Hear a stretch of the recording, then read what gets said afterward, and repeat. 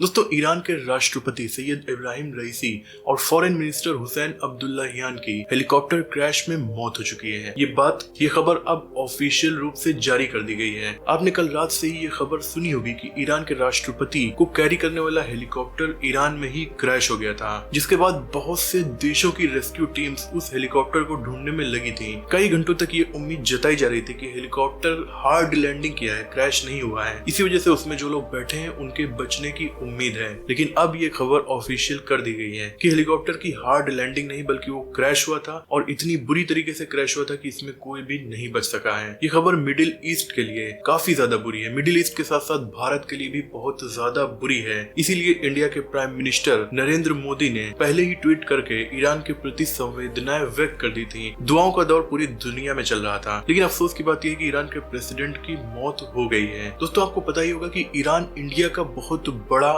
Ally है, और दुनिया भर के अगर देश देखे जाए जो इंडिया के सबसे बड़े सपोर्टर और सबसे करीबी दोस्त माने जाते हैं, तो उनमें रशिया के बाद ईरान का ही नाम आता है। क्योंकि ईरान बहुत ज्यादा सैंक्शन होने के बाद भी इंडिया के साथ बिजनेस करता रहता है, और सेम ऐसा ही इंडिया भी करता है। और महज एक हफ्ते पहले ही इंडिया को ईरान ने अपने चाबहार बंदरगाह को ऑपरेट करने का लाइसेंस 10 साल के लिए दे दिया था। ये इंडिया के लिए बहुत इंपॉर्टेंट इवेंट था, जिससे अमेरिका और इजराइल को बहुत ज्यादा मिर्ची लग गई थी। आप ऑफिशियल न्यूज में देख सकते हैं कि अमेरिका को इतनी ज्यादा मिर्ची लगी थी कि अमेरिका ने कहा था कि ईरान के साथ साथ हम भारत पर भी सैंक्शन लगा देंगे अगर आप ईरान के साथ बिजनेस करेंगे। तो ईरान इंडिया के लिए कितना ज्यादा इम्पोर्टेंट है, इस बात से हमें पता चलता है। खैर दोस्तों, फॉरेन रिलेशंस की बात तो अलग है। असल में पूरी घटना हुई कैसे है। ईरान के राष्ट्रपति इब्राहिम रईसी और वहाँ के बहुत धाकड़ foreign minister Hossein Amir Abdollahian, जिनको अक्सर मैंने अपनी पिछली वीडियोस में आपको दिखाया है, ये अपने कुछ साथी बड़े नेताओं और अधिकारियों के साथ अजरबैजान गए हुए थे। अजरबैजान ईरान का पड़ोसी देश है। वहाँ पर एक डैम का उद्घाटन करना था। ईरान के प्रेसिडेंट ने अजरबैजान के प्रेसिडेंट इल्हाम अलीयेव के साथ मिलकर वहाँ के डैम का उद्घाटन किया, और फिर वो वापस ईरान आ रहे थे। ईरान का जो अजरबैजान से मिला हुआ राज्य है उसे पूर्वी अजरबैजान कहा जाता है। उस राज्य में शहर है तबरेज। तबरेज शहर के पास इनका हेलीकॉप्टर पहाड़ों में क्रैश हो गया। दोस्तों, अभी हमारे इलाके में या बहुत सारी जगहों पर बहुत ज्यादा गर्मी पड़ रही है, पर उस पहाड़ी इलाके में बहुत ज्यादा ठंडक पड़ रही है। इतनी ज्यादा ठंडक और फॉग की वजह से, साथ में बारिश की वजह से मौसम बहुत ज्यादा खराब था। 3 हेलीकॉप्टर का काफिला था, जिनमें से एक हेलीकॉप्टर इनका था जो क्रैश हो गया। बाकी के 2 हेलीकॉप्टर बच गए।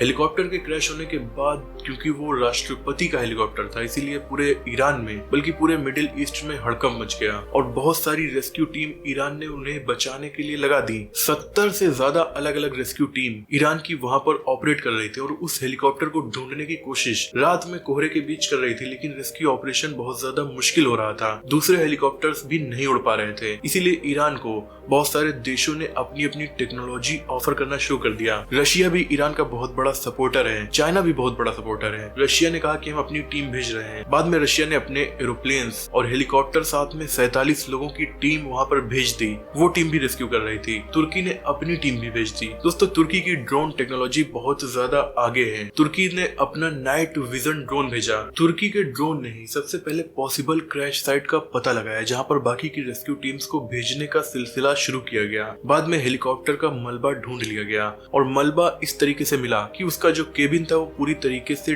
डैमेज था। इसीलिए उसमें किसी के भी बचने की आशंका नहीं जताई जा रही थी। बाद में जब देखा गया तो वहां पर कुछ लाशें भी बरामद हुई, जो इतनी बुरी तरीके से जल चुकी थी कि ये पता नहीं चल रहा था कि किसकी बॉडीज हैं। इसी के तुरंत बाद ईरान की जो मीडिया है उसने कंफर्म कर दिया कि इब्राहिम रईसी और फॉरेन मिनिस्टर सहित जो लोग हेलीकॉप्टर पर मौजूद थे उन सभी की मौत हो चुकी है। दोस्तों, इस खबर के आते ही और भारत के सबसे बड़े एलाई में से एक ईरान के राष्ट्रपति की मौत की खबर सुनकर भारत में मौजूद भारत के गद्दार लोग बहुत ज्यादा खुशी का इजहार करने लगे। दोस्तों, ये वही लोग हैं जो 200 सालों से अंग्रेजों का सपोर्ट करते आ रहे हैं और अभी भी कर रहे हैं। कुछ लोगों ने कहा कि ये इजराइल ने करवाया है। हालांकि इजराइल का इसमें हाथ होने की आशंका बहुत ज्यादा कम है, क्योंकि ये लापरवाही और एक्सीडेंट का नतीजा है। लापरवाही इसलिए क्योंकि ईरान के ऑफिशियल्स ने अपने प्रेसिडेंट को जो हेलीकॉप्टर दिया था वो हेलीकॉप्टर काफी ज्यादा पुराना और ओल्ड टेक्नोलॉजी का बताया जा रहा था। जो लेटेस्ट टेक्नोलॉजी के हेलीकॉप्टर्स और प्लेन्स होते हैं वो खराब मौसम में भी काफी अच्छे से परफॉर्म कर लेते हैं। बताया जा रहा है कि हेलीकॉप्टर काफी ज्यादा पुराना था, तो ये तो एक लापरवाही हो गई। और दूसरा,